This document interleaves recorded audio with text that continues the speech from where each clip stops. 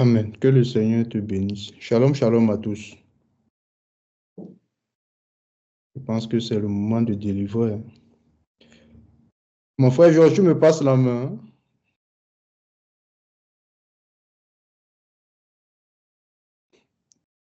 Amen. Allons dans Somme 91. Mon frère, c'est là que le Seigneur te bénisse. Amen, mon frère. Que le Seigneur te bénisse pour l'introduction. Amen. C'est vrai qu'on a tourné. Mais bon, on va aller dans un aspect.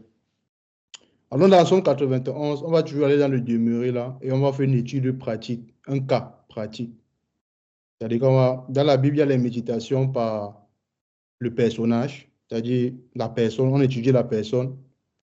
Il y a les histoires par rapport aux événements qui peuvent se produire, qui peuvent nous enseigner. Mais on va étudier un cas pratique d'une personne, en fait, qui a manifesté et qui est demeurée dans la sainte présence du Seigneur. Quelqu'un pour nous faire la lecture du Psaume 91, juste le verset 1, comme le frère Silas venait de dire.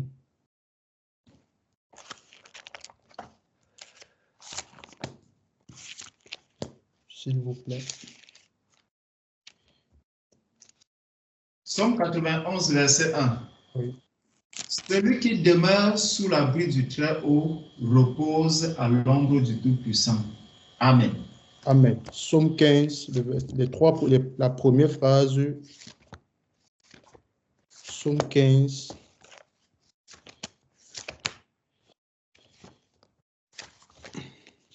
Psaume 15.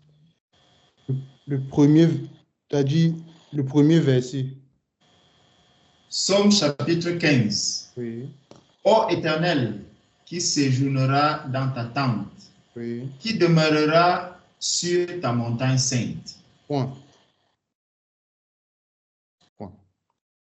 Donc, généralement, quand on lit le premier verset du Psaume 91, automatiquement, on doit se référencer à Psaume 15. Deux questions sont données ici. Psaume de David. Ô Éternel, qui séjournera dans ta tente? Première question. Deuxième question. Qui demeurera sur ta montagne sainte? Parle d'une montagne sainte ici, là. Pour les biblistes et ceux qui ont entendu, c'est Sion. Là où les âmes des justes arrivés à la perfection arrivent. Mais ce qui va nous interroger ici, là, c'est la première question d'abord. Avant de demeurer, on nous pose une question. Qui séjournera? Mais bien aimé, pour que tu séjournes, par exemple, on prend mon frère Georges. Pour que tu puisses séjourner sur mon frère Georges, quelle est la première condition?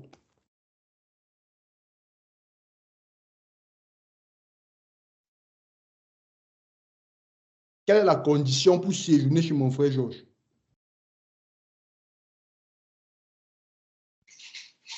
Voilà, la première condition, c'est qu'il t'appelle d'abord, mon frère. Il te donne accès. Il t'invite. Première condition. Ah, tu ne peux pas te présenter chez lui comme ça. Là. Il faut que tu aies un appel. On est d'accord, mes bien-aimés. Donc, avant même d'aller demeurer d'abord, première condition, il faut d'abord qu'on t'appelle.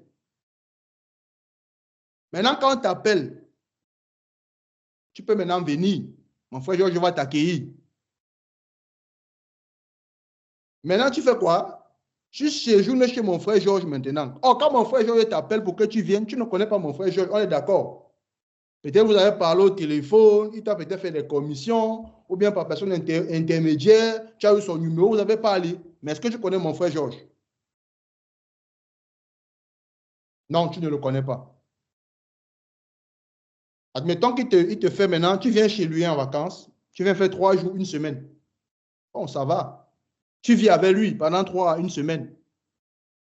Tu vas peut-être découvrir des petites choses chez lui. Peut-être comment il se réveille, à quelle heure il se réveille le matin, comment il s'habille peut-être ces jours-là, comment il mange et tout. Donc, voilà, tu vas le connaître en partie. Et même lui, dans sa tête, c'est que tu es là juste pour un temps. Donc, ce n'est pas trop grave, parce que son budget et tout, il n'y a pas de problème. Mais le jour où tu me dis que je vais demeurer avec mon frère Georges, là, c'est plus la même chose. On est d'accord, mes bien-aimés? Je ne sais pas si on voit les 3 phases. Parce que si tu dis que tu viens chez mon frère Georges pour demeurer, alors tu entres sous lui. et tu t'adaptes à ce que lui va te dire chez lui. On est d'accord, mes bien-aimés? Or, quand tu es en séjour chez lui, tu peux faire semblant de t'adapter, mais avec tes mêmes habitudes à toi. On est d'accord? Nous sommes d'accord, mes bien-aimés? Non, je ne mange pas ça, ça va. Mon frère Georges peut encore payer ton yaourt. Ton yaourt que tu aimes, il peut te donner. Mais si tu veux demeurer avec lui, avec son budget, ton yaourt que tu aimes là, soit tu laisses, soit tu sors. On est d'accord, non, mes bien-aimés?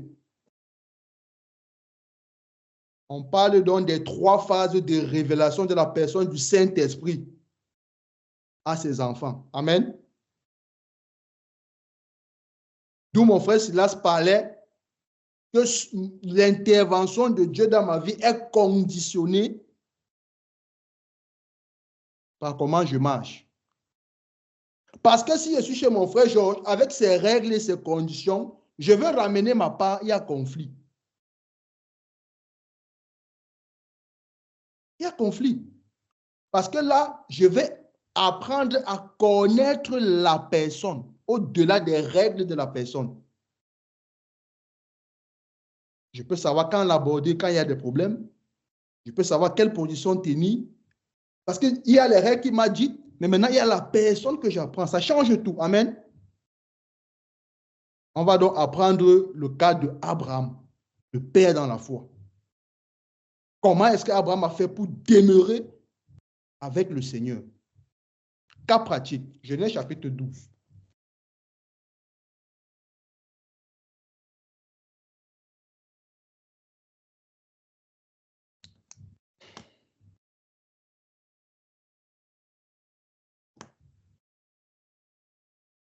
Du verset 1 au verset 6.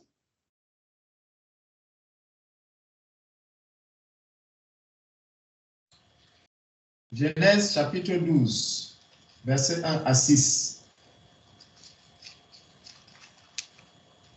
L'Éternel dit à Abraham, va-t'en de ton pays, de ta patrie et de la maison de ton père, dans le pays que je te montrerai.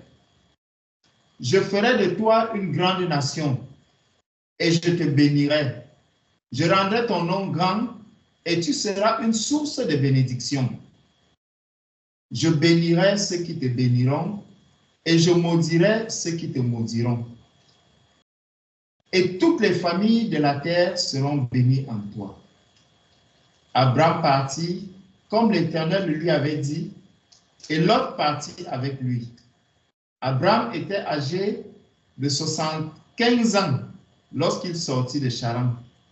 Abraham prit Saraï, sa femme, et Lot, fils de son frère, avec tous les biens qu'ils possédaient et les serviteurs qu'ils avaient acquis à Charan. Ils partirent pour aller dans le pays de Canaan, et ils arrivèrent au pays de Canaan. Abraham parcourut le pays jusqu'au lieu nommé Sichem, jusqu'aux chênes de Morée. Amen. Amen. Abraham était avec son père, sa femme, son neveu. Le Seigneur l'a paru et lui dit, quitte ta patrie, va dans le lieu que je te montrerai. Et il attache des promesses. Vous êtes d'accord avec moi que c'est la première fois que Dieu a parlé à Abraham? On est d'accord. A-t-il obéi? Oui, il a obéi. On est d'accord. Est-ce que le Seigneur parle à Abraham? Oui, il parle à Abraham. Première étape pour demeurer, l'appel. Abraham parle avec Dieu. Il va suivre les prescriptions que le Seigneur va lui donner en lui faisant des promesses. Des promesses. On évolue. Genèse.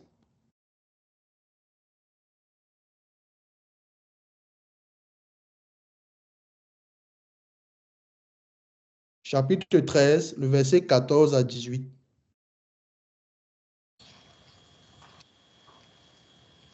Genèse, chapitre 13, versets 14 à 18. L'Éternel dit à Abraham, après que Lot se fut séparé de lui, « Lève les yeux et du lieu où tu es, regarde vers le nord et le midi, vers l'Orient et l'Occident. Car tout le pays que tu vois, je le donnerai à toi et à ta postérité pour toujours. Je rendrai ta postérité comme la poussière de la terre, en sorte que si quelqu'un peut compter la poussière de la terre, ta postérité aussi sera comptée.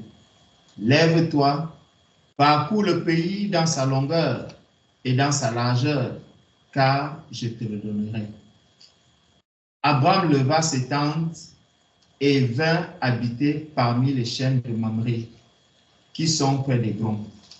Et il bâtit là un autel à l'Éternel. Amen. Deuxième apparition du Seigneur à Abraham. Abraham parle avec le Seigneur. Dieu lui fait des promesses. Question. Est-ce que Abraham croyait véritablement en ces promesses-là?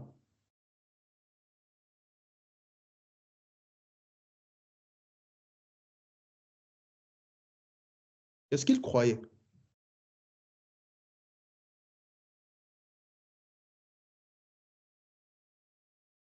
Il marche avec le Seigneur. Le Seigneur lui parle. Donc, c'est comme nous aujourd'hui. Hein.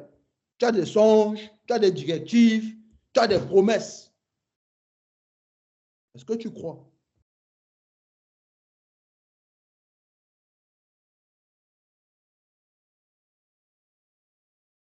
Mettons-nous à la place d'Abraham. Promesse. Le Seigneur te parle. C'est pas que tu n'es pas inconnu. Le Seigneur te parle. Tu as les songes, tu as les visions. Tu as une relation avec le Seigneur. Il te visite. Est-ce que les promesses que le Seigneur te fait, est-ce que tu crois? Le Père dans la foi, Abraham. Genèse chapitre 14, verset 17, mon frère Georges. Genèse chapitre 14, verset 17. Du verset 17 au verset 21. Au verset 20, mon frère. Genèse 14, verset 17 au verset 20.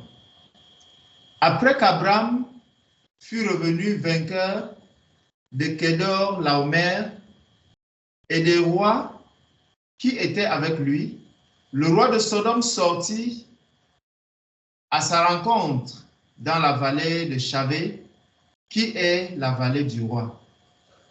Melchisédek, roi de Salem, fit apporter du pain et du vin. Il était sacrificateur du Dieu Très-Haut. Il bénit Abraham et dit, « Béni soit Abraham par le Dieu Très-Haut, maître du ciel et de la terre. Béni soit le Dieu Très-Haut qui a livré tes ennemis entre tes mains. » Et Abraham lui donna la dîme de tout. Amen. Nous connaissons tous qui est Melchisédek.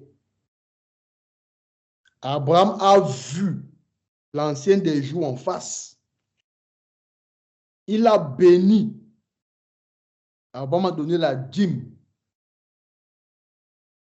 Non seulement Abraham avait des rencontres dans des visions avec le Seigneur, même dans la réalité physique, Abraham avait la visitation du Seigneur. Mais est-ce que Abraham croyait aux promesses?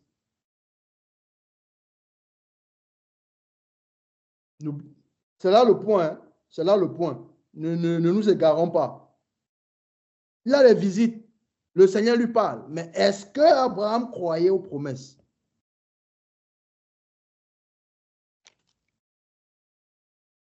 Mon frère Georges, Genèse chapitre 15, 1 à 6. Genèse chapitre 15, verset 1 au verset 6.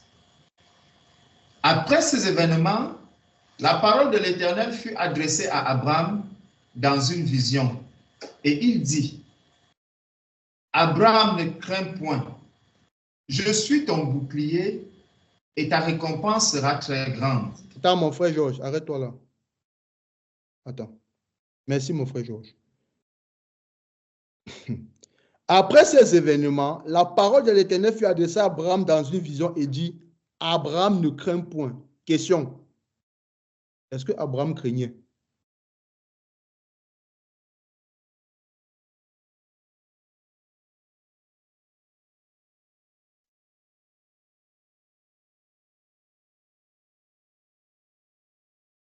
Est-ce que dans le cœur d'Abraham, il y avait la crainte, la peur?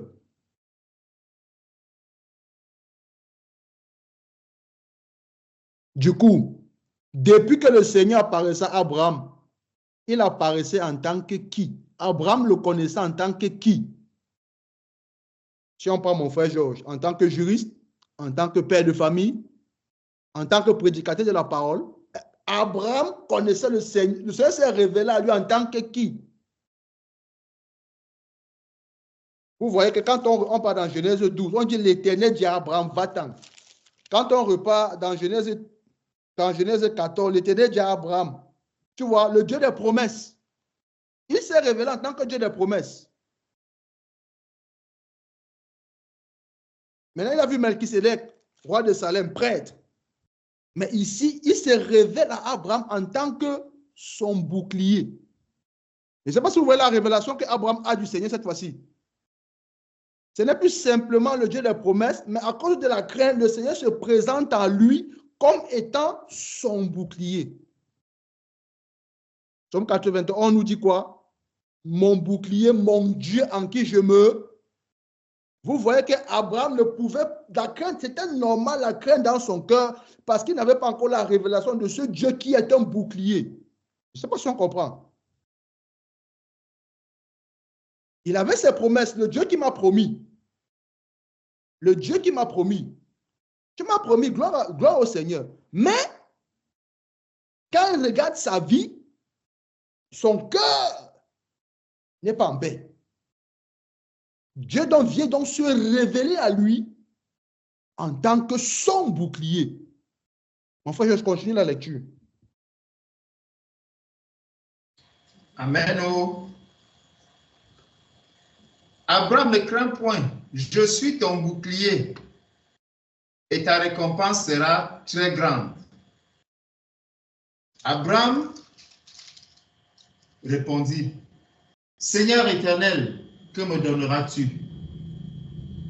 Je m'en vais sans enfant et l'héritier de ma maison, c'est Eliezer de Damas. Et Abraham dit, voici, tu ne m'as pas donné de postérité, et celui qui est né dans ma maison sera mon héritier.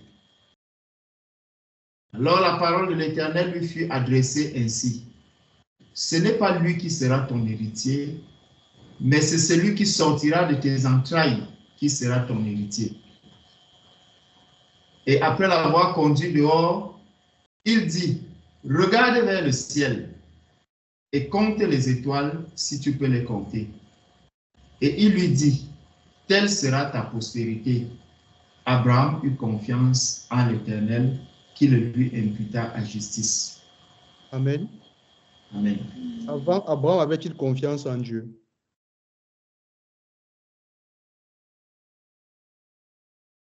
Si on interrogeait Abraham avant ce temps-là, on lui posait la question, Abraham, avais-tu confiance en Dieu? Quelle serait sa réponse?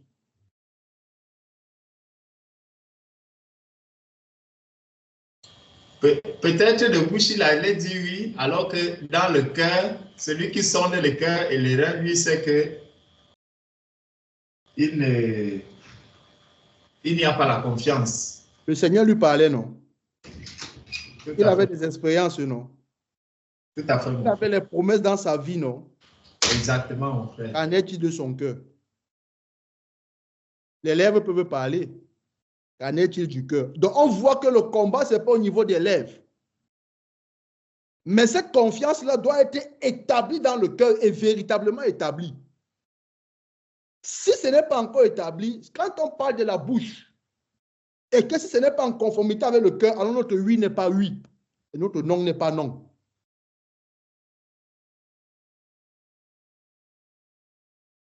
Parce que quand tu dis j'ai confiance au Seigneur, ce n'est pas la bouche qui doit parler. D'où mon frère Audi disait que Somme 91 ce n'est pas le bavardage. Ça doit être quelque chose doit sortir pour entrer.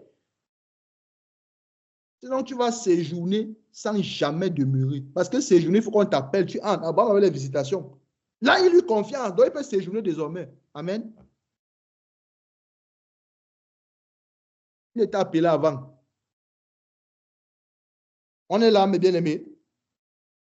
Depuis tout ce temps-là, il était appelé. Il était qu'appelé.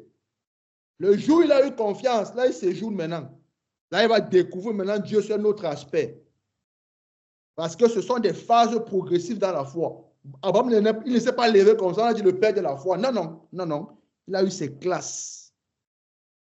Il a eu ses classes, comme chacun d'entre nous avons nos classes. Mon bien-aimé, ma bien-aimée, dans quelle classe te trouves-tu? Voilà la question. Donc, quand on lit Somme 91, il faut qu'on identifie clairement dans quelle classe on se situe. Ne nous voilons pas la face. Réciter Somme 91 ne changera rien.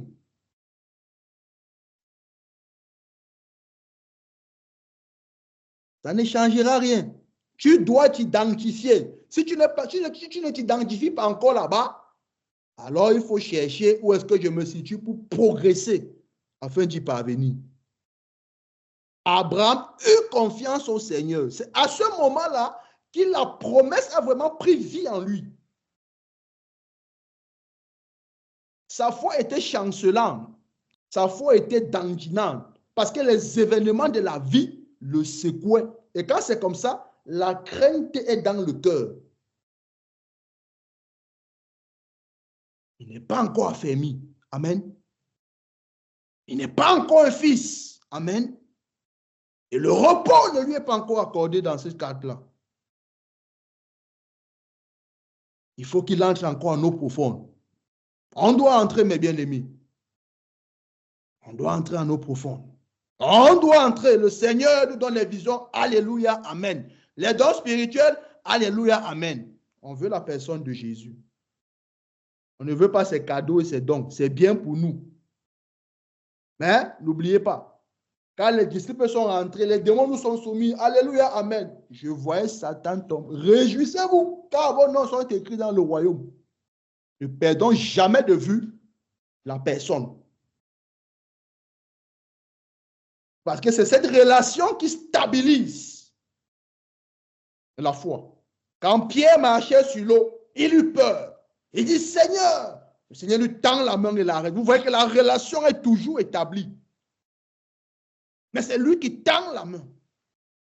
Il eut confiance au Seigneur. Et cela lui fut imputé à justice. Cette justice qui s'obtient par la foi. Vous voyez qu'à ce moment, c'est qu'Abraham a manifesté la foi pour la première fois. Est-ce qu'on saisit? Car la foi vient du cœur. C'est à ce moment-ci qu'il a manifesté la foi. Et donc, il a donc écrit son nom dans Hébreu. C'est pas, on dit que c'est pas la foi. Il eut confiance. Donc là, la foi pénétrait dans son cœur. Mon frère Georges, maintenant, va dans Somme 15, tu me lis la première, donc tu lis le verset 1 et le premier mot. S'il te plaît.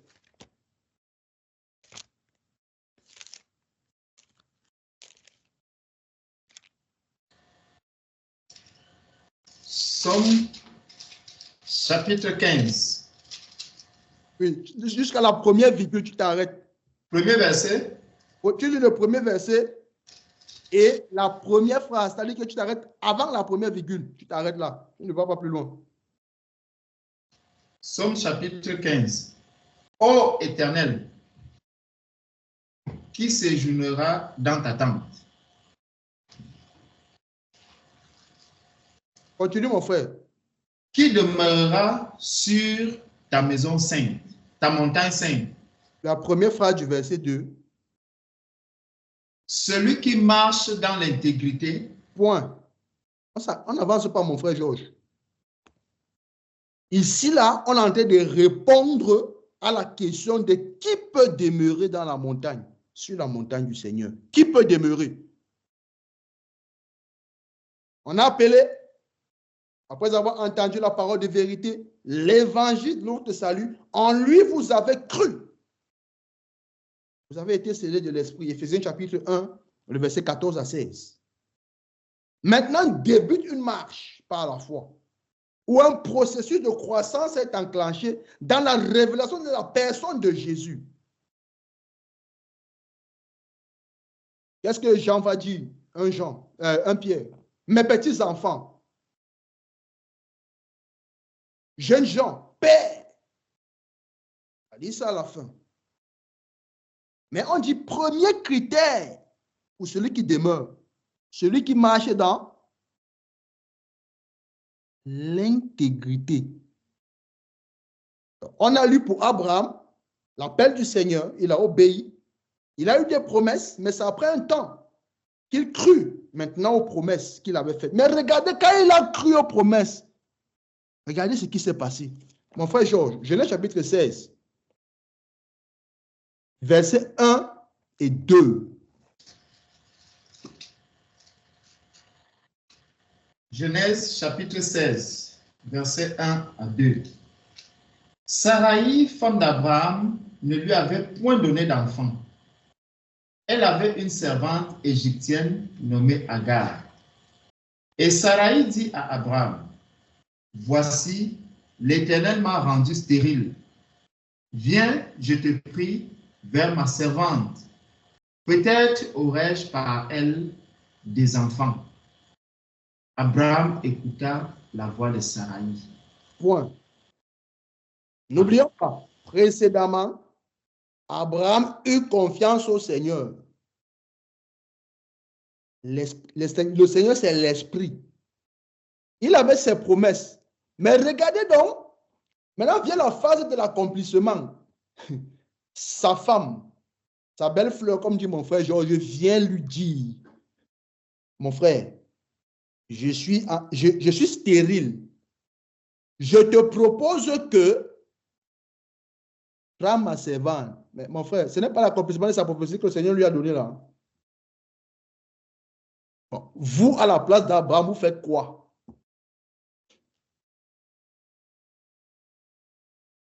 Qui va dire non ici? Bon, à l'époque là. Donc, vous voyez que dans ces journées, viendra le moment de la chair, viendra le moment de l'esprit. On est d'accord? Amen. Est-ce qu'on est d'accord? Donc, quand tu vas aller séjourner là-bas, tu vas maintenant entrer dans la phase où il y aura dualité entre ta chair qui va bagarrer et l'esprit qui a été renouvelé qui va bagarrer. Tu ne peux pas encore séjourner. Tu ne peux pas encore demeurer. Tu séjournes. Parce que les fils ont vaincu le malin. Seuls ceux qui sont fils demeurent sous l'abri du Très-Haut. Donc, Abraham, en ayant les promesses dans sa vie, une offre parfaite est arrivée. C'est aligné, mes bien-aimés. Ça vient même de qui en plus? À côté de lui. Donc, quand les situations vont arriver, il n'y a pas de travail, parce que le Seigneur va toujours tester ton cœur, que tu dis que tu as confiance en moi là. On va voir. Est-ce que tu vas écouter la voix de ta femme qui va te donner stratégie? Ou bien tu vas attendre patiemment au moment du Seigneur? Ce sont les étapes de la foi. Est-ce que quand mon frère Georges, tu vas séjourner chez lui, il va te montrer un caractère qui ne tourne pas avec ce que tu connais? Est-ce que tu vas prendre tes bagages et tu vas sortir pour partir? Bien, tu vas faire profil bas. Dieu épure son peuple. On peut voir l'église de Corinthe et les Galates. Vous êtes charnels, Corinthiens. Pourquoi? Ils avaient été appelés. Au moment de séjourner, ils ont emprunté la voie de la chair. Ne laissant pas l'esprit grandir. Abraham a écouté la voix de sa femme. Pour nous enseigner, nous autres aujourd'hui, appelés, désirant marcher avec le Seigneur, en tout temps et en tout lieu, de manière permanente. C'est ça, ceux qui demeurent là-bas. Quand mon frère Silas a dit, la façon dont je vis conditionne l'intervention du Seigneur dans ma vie, parce que je connais celui en qui j'ai cru. Amen. Mon frère Georges, Genèse 17, tu me lis juste le verset 1. Genèse chapitre 17, verset 1. Lorsqu'Abraham fut âgé de 99 ans, l'Éternel apparut à Abraham et lui dit, « Je suis le Dieu Tout-Puissant. Marche devant ma face et sois intègre. » Point. Question. Abraham, depuis tout ce temps, était-il intègre?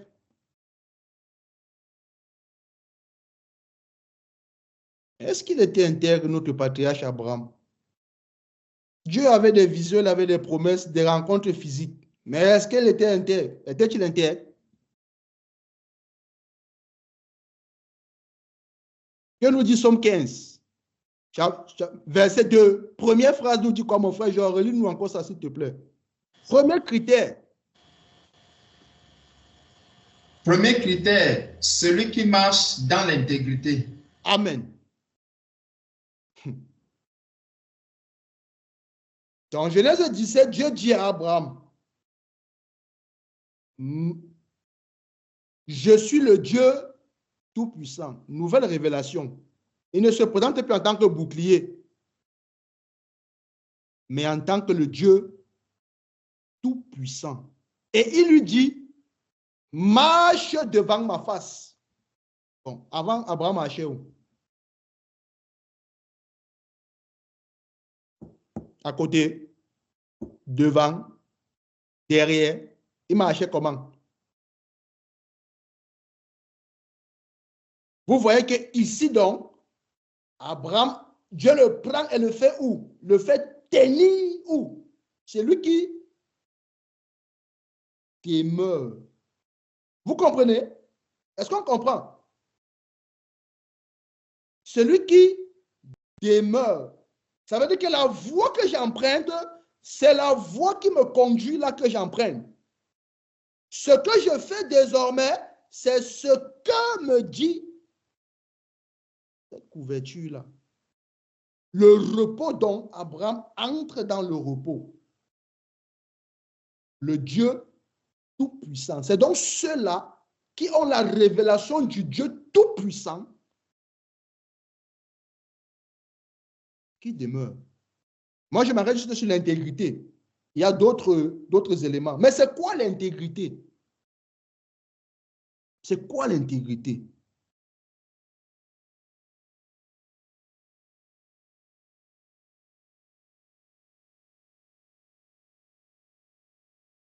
L'intégrité, quand on dit fais-moi tout, mais garde mon intégrité physique, garde mon intégrité morale. Ça fait référence à ma personne, à ce que je suis. Vous comprenez? C'est ce qu'on appelle le tout. Le tout.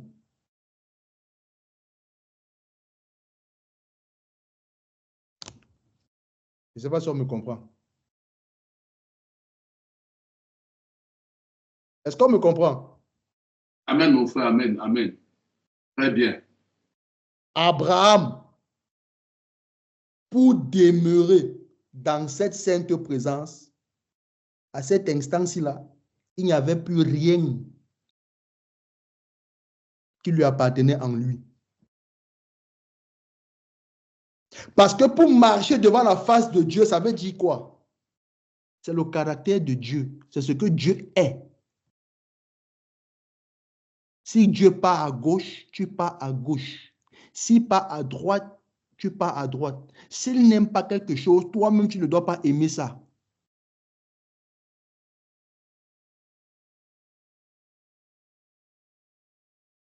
Donc, c'est donc ceux-là qui ont la révélation du Dieu très haut et dont le cœur tout entier à lui.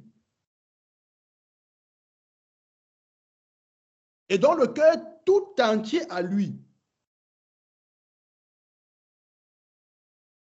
Seigneur.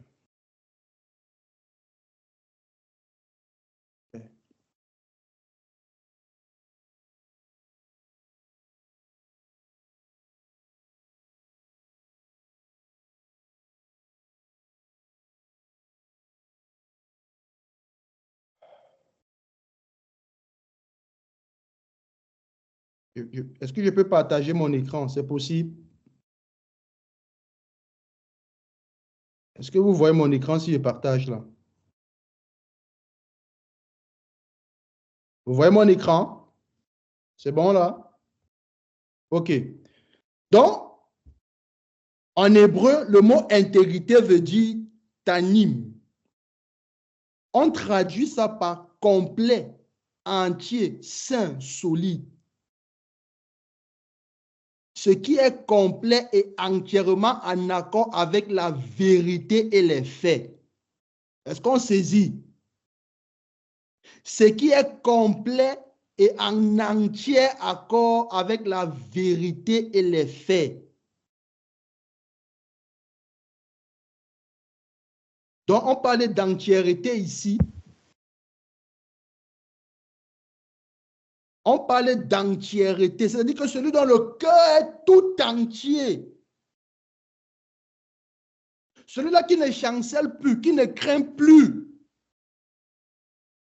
Parce qu'il a la révélation du Dieu tout-puissant, en tant que bouclier, en tant que Dieu tout-puissant.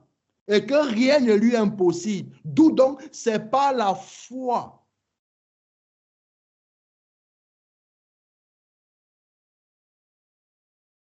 Et pour donc montrer qu'Abraham désormais était sous la demeure du Très-Haut. Mon frère Georges lit le verset 2 jusqu'au verset 8. Nous sommes Bien, Genèse 17. Genèse 17. Oui. Marche devant ma face et sois intègre. J'établirai mon alliance entre moi et toi, et je te multiplierai à l'infini. Abraham tomba sur sa face et Dieu lui parla en disant, voici mon alliance que je fais avec toi. Tu deviendras père d'une multitude de nations. On ne t'appellera plus Abraham, mais ton nom sera Abraham, car je te rends père d'une multitude de nations. Ouais, mon frère, attends. Est-ce qu'il a dit que je te rendrai encore? Est-ce qu'il parle encore au futur là?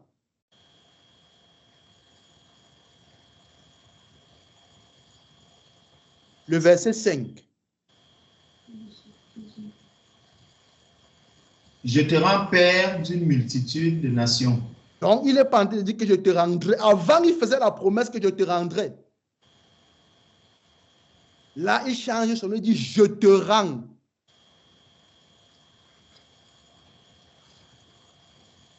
Je ne sais pas si on comprend ce que je suis en train de vouloir dire.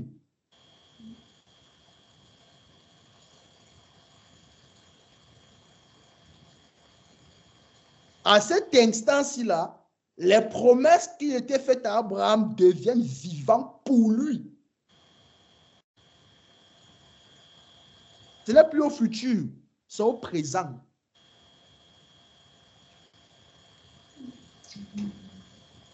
Mon frère Georges, continue s'il te plaît.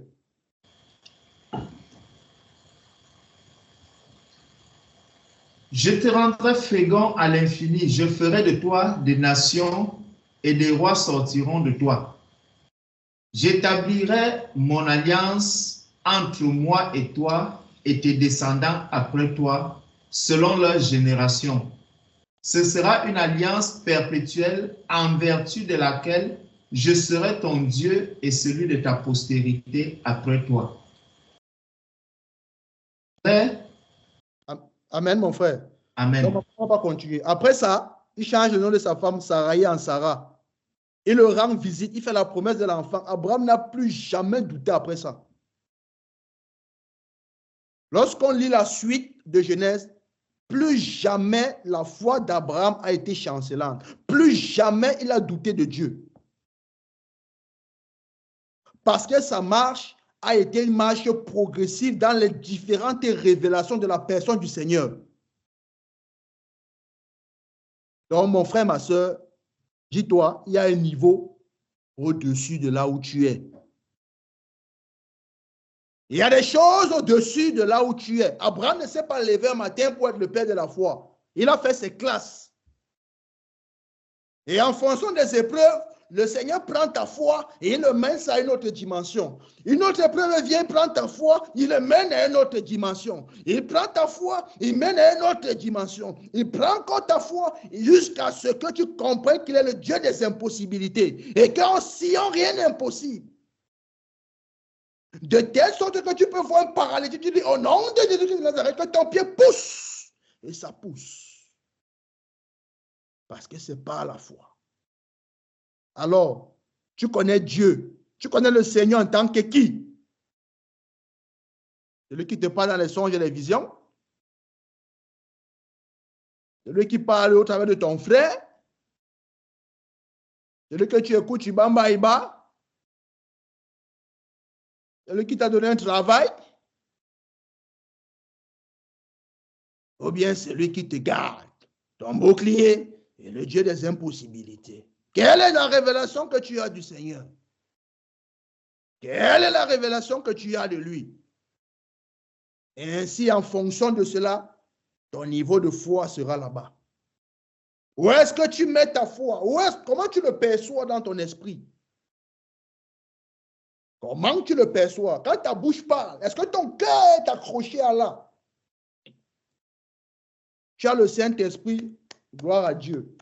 Amen. Tu es sauvé, tu es appelé. Tu peux même séjourner, il va te visiter de temps en temps. Mais si tu veux aller dans la dimension de séjourner, tu dois mourir en toi, mon frère, ma soeur.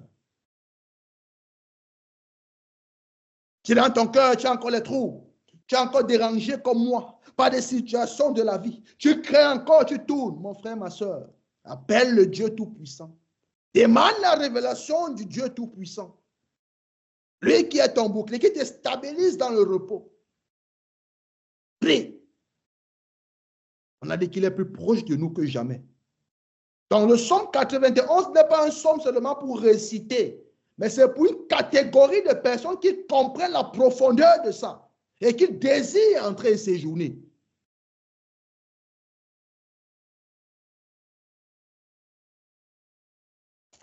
Mon frère Georges, 1 Jean.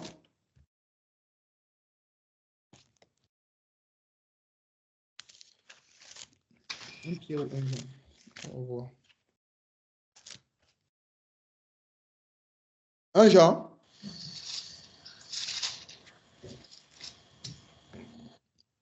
Verset 12, mon frère. 12 à 13. 1 Jean, chapitre 2.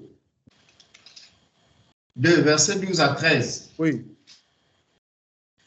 Je vous écris, petits enfants, parce que vos péchés vous sont pardonnés à cause de son nom. Oui, mon frère, arrête-toi là-bas, mon frère. Vous voyez que les petits enfants, eux, leur révélation qu'ils ont, c'est que le Seigneur m'a sauvé.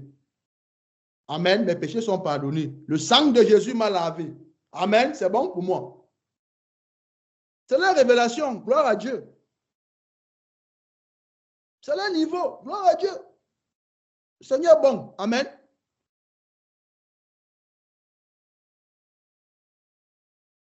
Verset 13, mon frère. Première phrase. Tu t'arrêtes au point. Je vous écris, Père, parce que vous avez connu celui qui est dès le commencement. Merci, mon frère. Parce que vous avez connu. Les petits enfants, Jésus nous a sauvés. Les pères connaissent le Sauveur, connaissent la personne du Sauveur. Je ne sais pas si on voit la différence. À quel niveau tu te situes?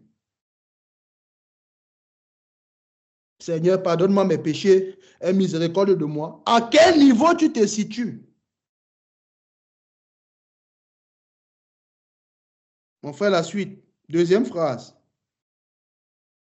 Tu t'arrêtes au point, mon frère. Je vous écris, jeunes gens, parce que vous avez vaincu le malin. Point, mon frère. 3 catégories. Petits enfants connaissent le salut. Jésus nous a sauvés, miséricorde. Les jeunes gens, eux, ils ont vaincu le malin. Ça veut dire que eux et le charnel, c'est réglé. Amen. Amen. Donc, eux, ils demeurent. Parce qu'ils demeurent. Et maintenant, au niveau de paix, ils connaissent, parce que non seulement ils connaissent qu'ils ont été sauvés, ils ont vaincu le malin, et donc ils connaissent la personne avec qui ils marchent. Le processus. Abraham, père de la foi. Pourquoi? Parce qu'il a connu celui qui est derrière le commencement. Mais il a fait ses classes. Il avait ses craintes, c'est tout dans le cœur par rapport aux promesses. Il a vaincu cela. Il a vaincu le malin.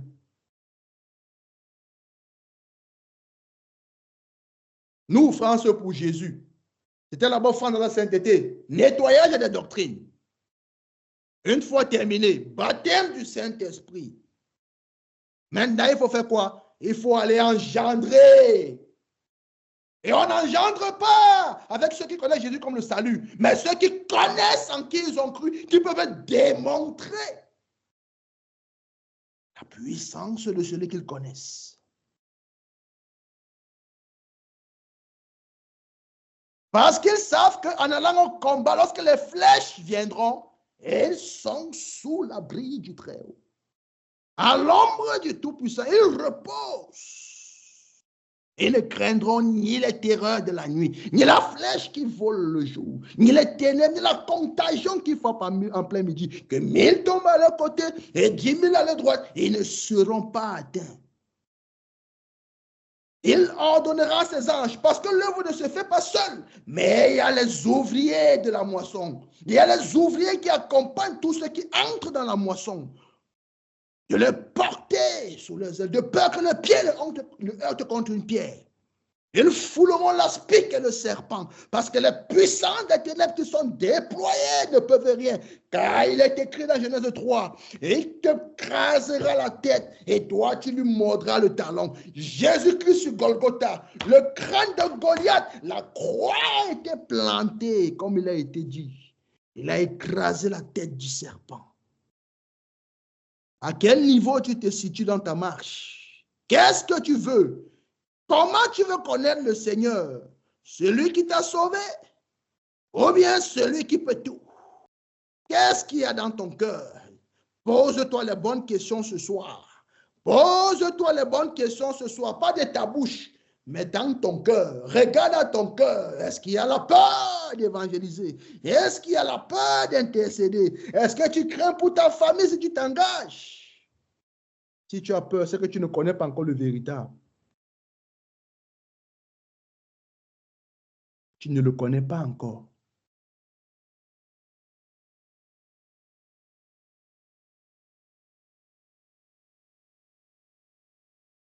Sonde ton cœur.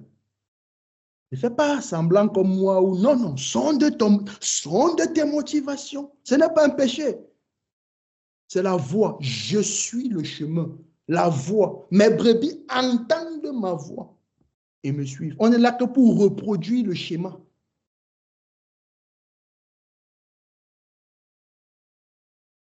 Jésus-Christ, quelle révélation as-tu de lui? Quel est ton niveau de révélation de sa personne? En fonction par ton attitude, ton caractère, tes prises de parole. On verra au travers de ta personne quelle révélation tu as du Seigneur. En fonction de tes fruits aussi, on verra quel est le caractère de ta personne.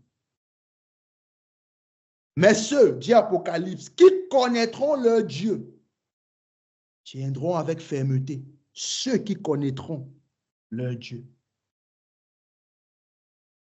Car l'heure vient, et elle est déjà venue, que les vrais adorateurs adoreront le Père en esprit et en vérité. Donc, ne récite plus Somme 91, mais plonge tes regards et pose-toi la question, est-ce que je demeure? Si tu n'as pas la réponse, reste au premier verset, ne continue pas. Ne continue pas, reste là-bas. Va lire Somme 15, tu commences. Intégrité, est-ce que je suis intègre? Mon frère, lis Somme 15. On va tout lire les critères là.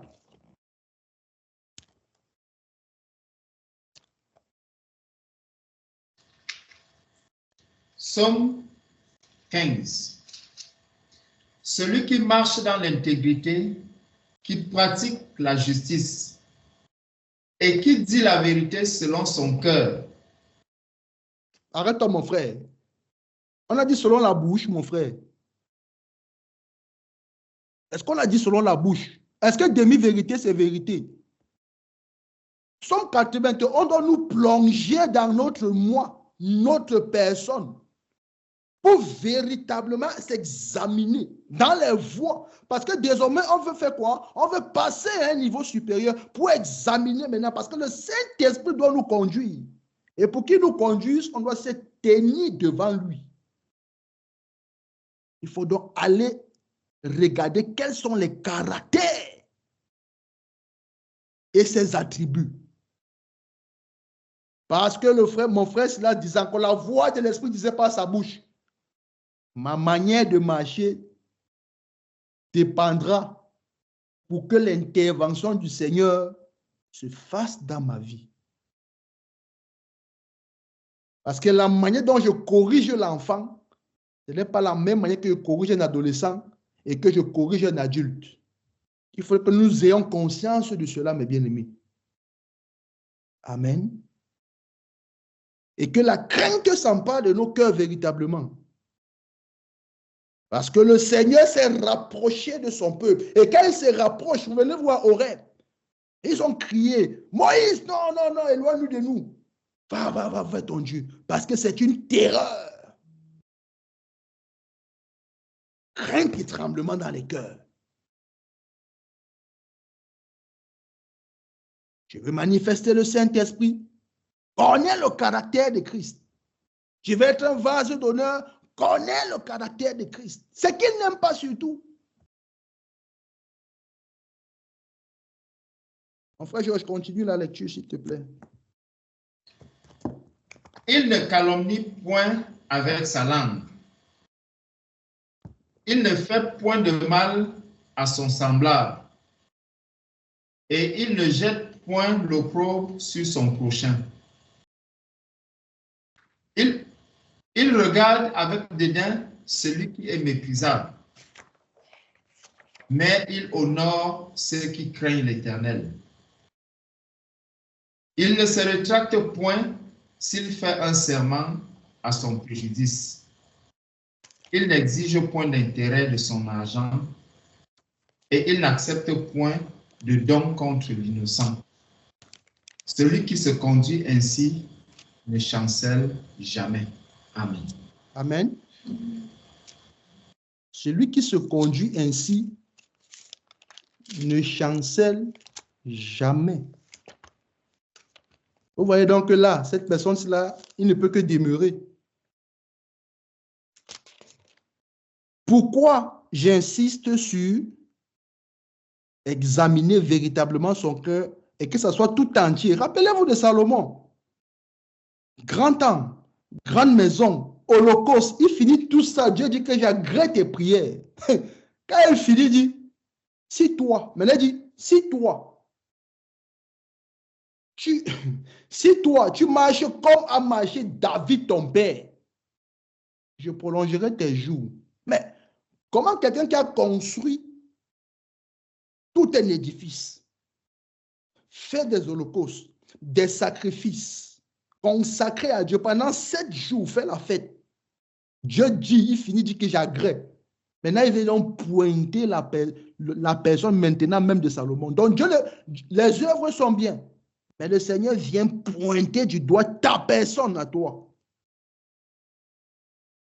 Il vient pointer du doigt ta personne. Ézéchiel 28, mon frère. Ézéchiel 28.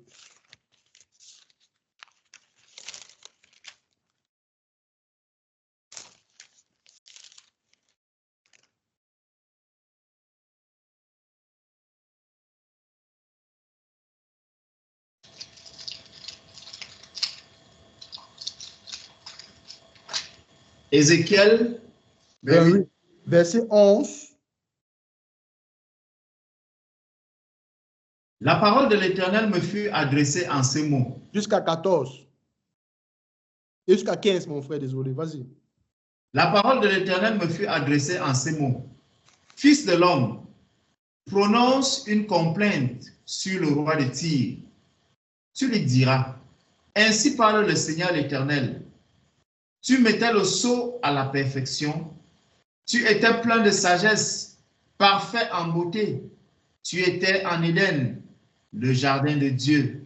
Tu étais couvert de toute espèce de pierres précieuses, de sardoine, de topaz, de diamants, de chrysolite, d'onyx, de jaspe, de saphir, d'escarboucle, d'émeraude et d'or, de tambourins et tes flûtes étaient à ton service, préparés pour le jour où tu fus créé. Tu étais un chérubin protecteur aux ailes déployées. Je t'avais placé et tu étais sur la sainte montagne de Dieu. Tu marchais au milieu des pierres étincelantes. Tu as été intègre dans tes voies depuis le jour où tu fus créé, jusqu'à celui où l'iniquité a été trouvée chez toi. Amen. Amen. Celui-ci qu'on parle était où? Établi sur la sainte montagne du Seigneur. Somme 15 dit quoi? Qui séjournera sur ma tente? Qui demeurera sur la sainte montagne du Seigneur? Celui qui est intègre. Amen. Donc, celui-ci-là était établi sur cette montagne-là. Il y était. Mais il séjournait juste. Amen. Il séjournait. Pourquoi? Parce qu'il fut intègre dès le jour où il fut créé jusqu'à ce que l'on trouva. Vous comprenez ça? Où? Dans son cœur, l'iniquité. Bon, ça sort d'où alors l'iniquité là? D'où est-ce que ça sortait? Puisqu'on dit qu'il était intègre, d'où est-ce que ça sortait? Donc, nous voyons que nous pouvons penser demeurer alors que nous ne sommes qu'en séjour parce que notre cœur n'est pas tout entier.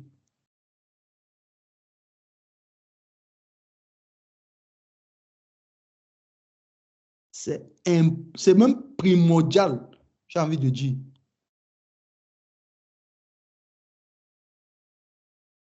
De vraiment prendre critère après critère et d'examiner véritablement nos vies et nos marches. Et le dernier maintenant passage qu'on va lire, c'est Ésaïe 33, verset 13 au verset 16.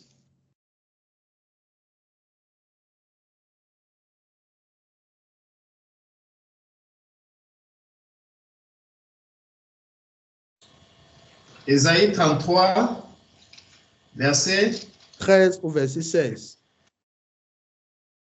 Vous qui êtes loin, écoutez ce que j'ai fait. C'est bon, mon frère. On s'arrête là. Vous qui êtes loin, nous qui étions autrefois étrangers à la loi, nous avons été greffés sur cet olivier sauvage.